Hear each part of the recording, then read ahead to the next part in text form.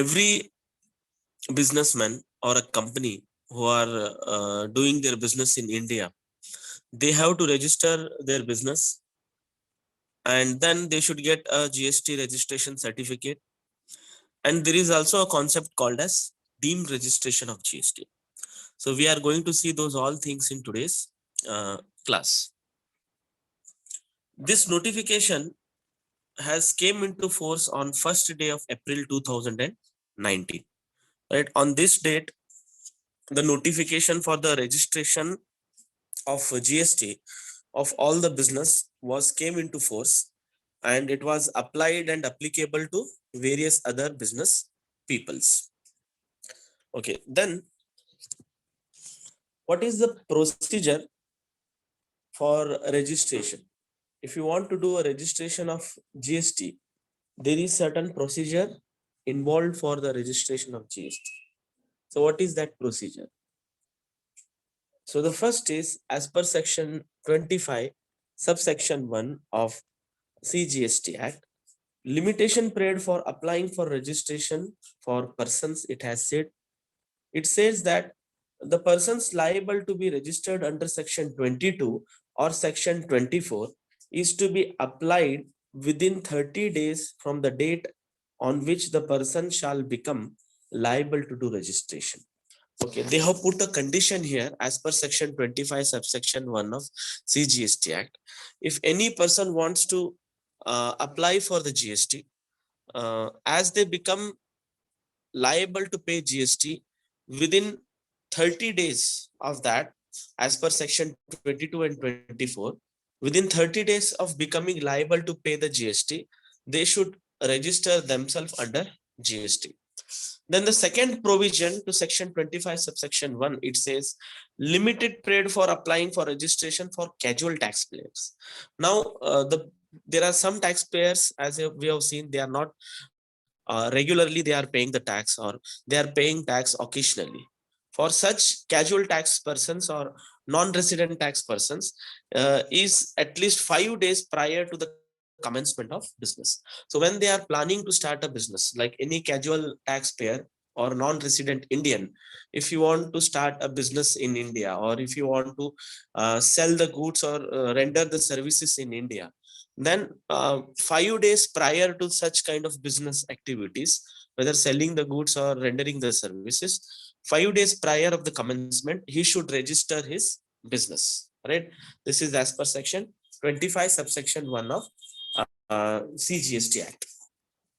Now coming back to rule number 8 for application form GST registration 1, here there are various things involved. In part A requires PAN number, right? That is permanent account number of your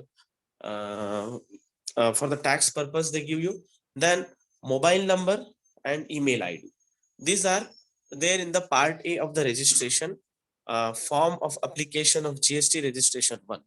Then after successful verification of your PAN number, mobile number and email ID, a temporary reference number like TRN we call is issued to you, right? That is not a final one, just a temporary number will be given, reference number will be given.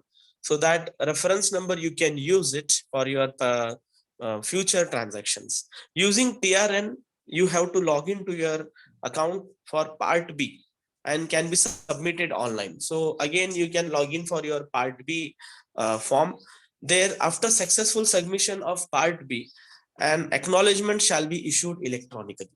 Once you submit your part B form, right, you complete all details you have filled, and when you submit your part B form electronically, then your bank account detail, if not furnished in registration application rule 10A, and furnish such details of bank as soon as maybe not later than 45 days. Like suppose if you are not submitted your bank details, right, with which you are doing your regular transactions. So once you do these all activities within 45 days from the date of grant of registration, you should submit your bank account details, which the return required under section 39 is due to be furnished, whichever is earlier. right? So in that case, you should do this all registration part one for registration.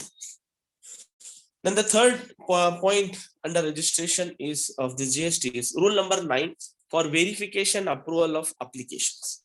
You have done your job, right? You have filled your part A form of the GST, you have filled the part B form also of the GST, you submitted everything to the GST authority. Now the officer, the proper officer shall approve the grant of registration within a period of 3 working days from the date of submission of the application. Whenever you submitted the form, from that date, he has to verify your form and he should approve it, right? Approve the form, and then within 3 working days, it has to be done. If there are any holidays, it won't be counted out. So whatever are the 3 working days from the date of submission, the approval has to be done on that days. If the application submitted under rule 8 is found to be defective, in some cases what happens, there is some defective things which the officer has found, then the officer requires any clarification, right? Any kind of extra information clarification with regard to any information notice to the applicant, electronically form GST registration number 3 within a period of 3 working days, right? Now see, he will ask you to submit the clarification and information within 3 working days from the date of the submission of application. And applicant shall furnish such information or documents electronically in form GST registration number 4.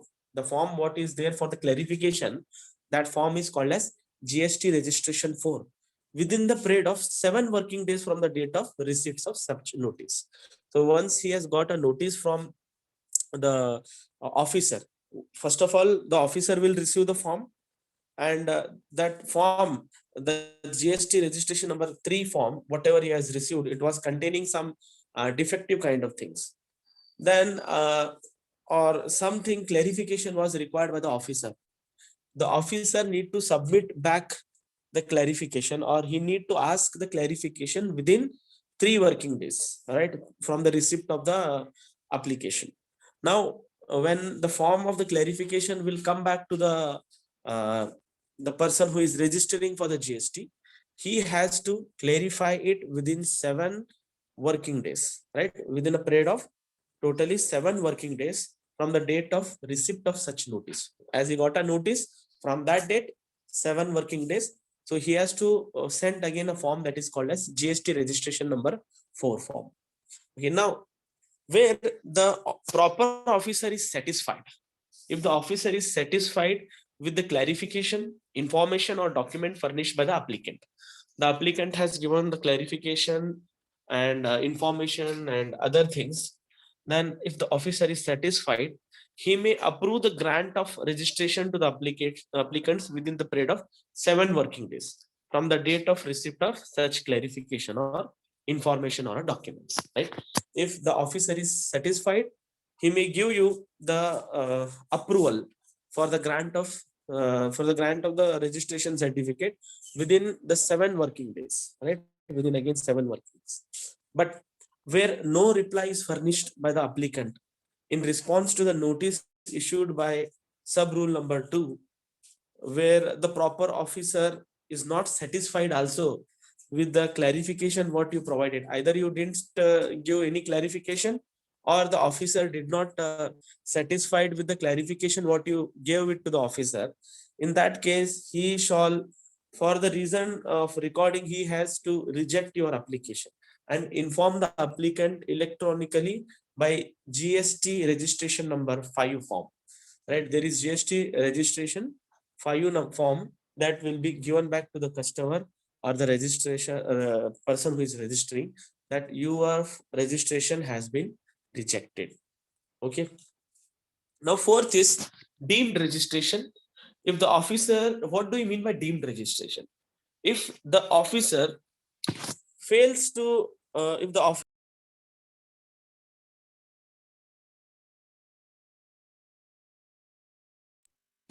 right, he has failed to take any action within the specified period. In that case, what will happen, right?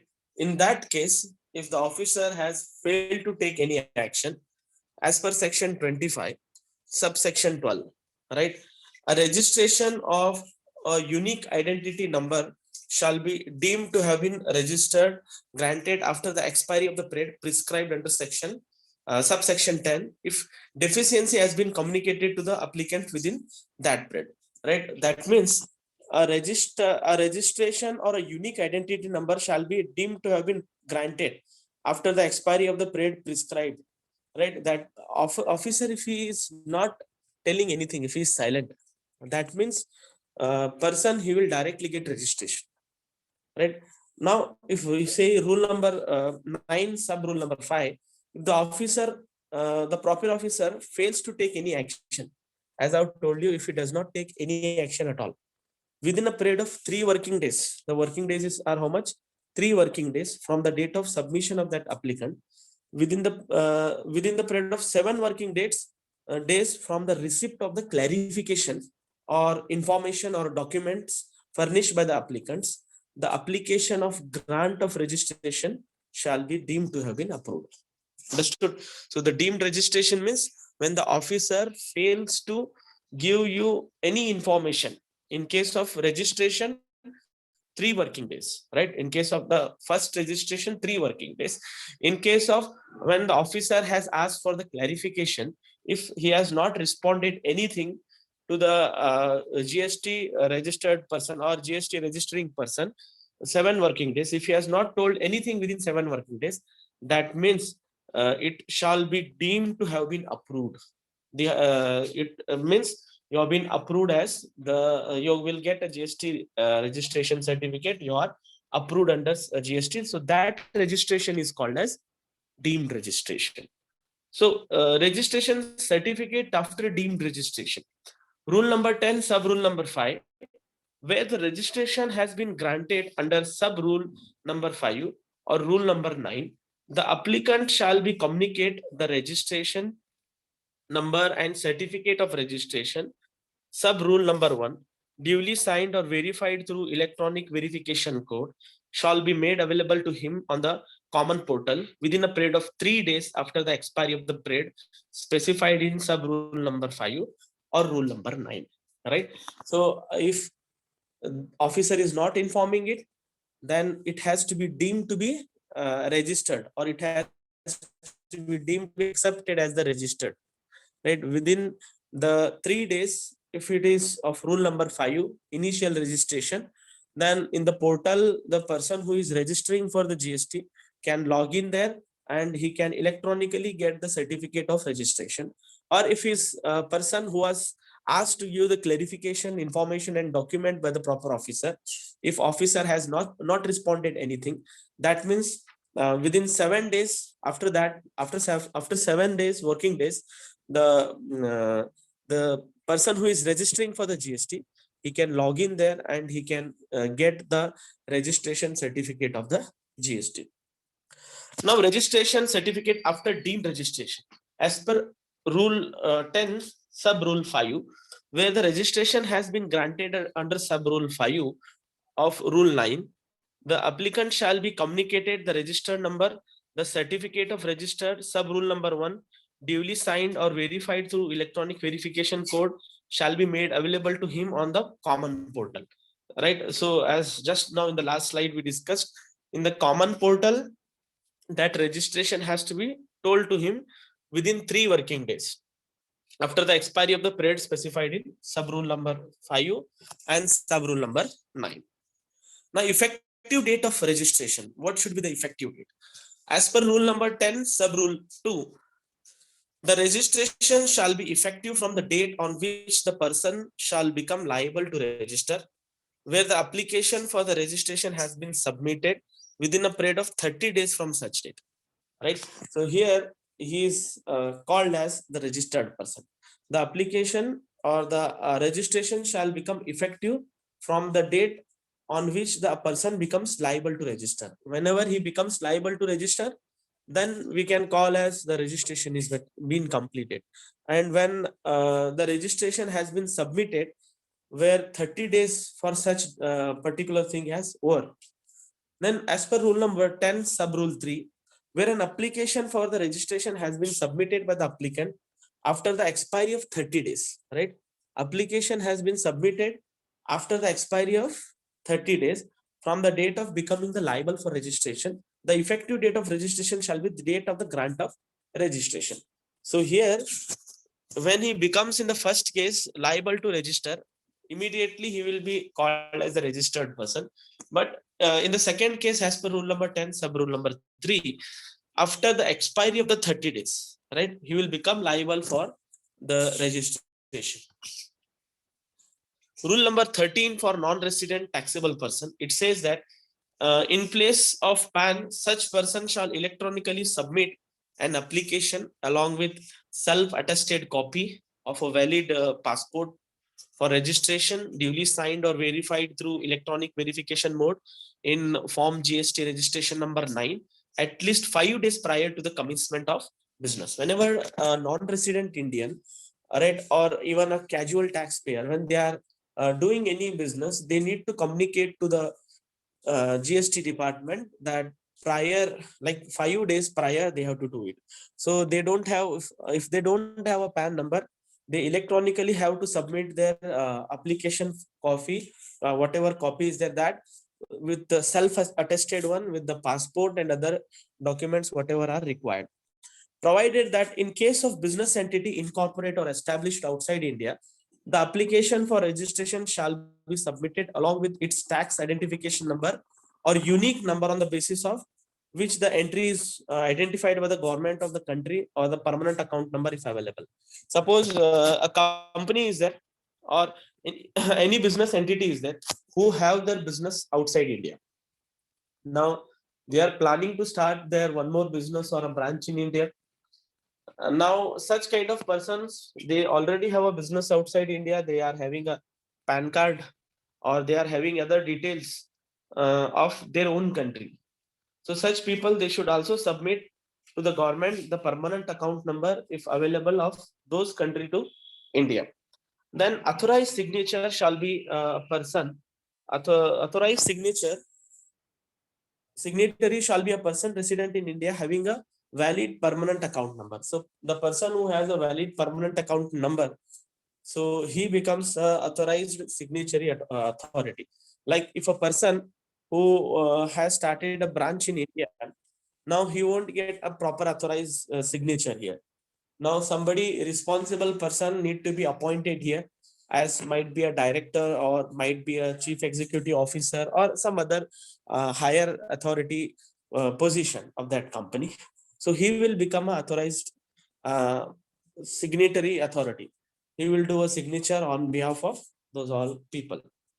Now special provision relating to the tax, casual tax persons and non-resident person, taxable person, which is said in section 27 of CGST Act of 2017.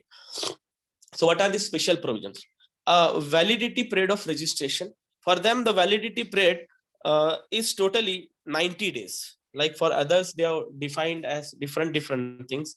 The certificate of registration shall be valid for the period specified in the application for the registration for or 90 days from the effective date of registration. Like for the casual taxpayer and non-resident, they can't do the registration or for entire business. Like it is not continuous. The registration will be valid only up to 90 days for the casual taxpayer as well as for non-resident. Then similarly, it has been clarified that if a casual tax person needs registration for more than 180 days, then such person would be required to obtain registration as a normal tax person, right? Like sometimes a casual tax person, he want a registration for more than 180 days. If you want more than 180 days, in that case, he can't be called as a casual tax person. He will be called as the normal tax person, right? Normal tax person. Out of 365 days, if he is getting, if you want a registration as a GST person or tax GST tax payment, you want to do a registered GST tax payment. In that case, he can be registered as normal taxpayer, right? That circular was passed on totally like 7/1/2018. That circular was passed by the government. Then if you see advance deposit of tax as per section 27, a casual tax person or a non-resident taxable person shall, at the time of submission of application of registration as per subsection 1 or section 25, make an advance deposit of tax in an amount equivalent to the estimated tax liability of such person for a period of for tax with the registration is sought. Right? If casual tax person or if non-resident they want to register, they have to pay advance payment of tax, right? How much tax they are planning as the tax liability, equivalent amount of equivalent amount of the tax, advance tax has to be paid to the government. Then provided that where an extension of time is sought under subsection 1, such taxable person shall deposit an additional amount of tax equivalent to estimated tax liability of such person for a period which the extension is sought. Now in some cases, like 90 days they have taken as the registration for the GST. Now the period has been extended, like the period has extended to 120 days, or the period has extended to 130 days. In that case, how much period is again extended, that much of deposit, that much of tax liability of deposit again should be deposited with the tax authority. It has been clarified that in a circular, the amount of advance tax which a casual tax person is required to deposit with obtaining registration should be calculated under considering the due eligible ITC which might be available to such tax person, right? Whatever input tax credit it is available to such persons, right? That particular amount has to be deposited as advance tax by a person to the CGST Act as per CGST Act 2017. So these all things are the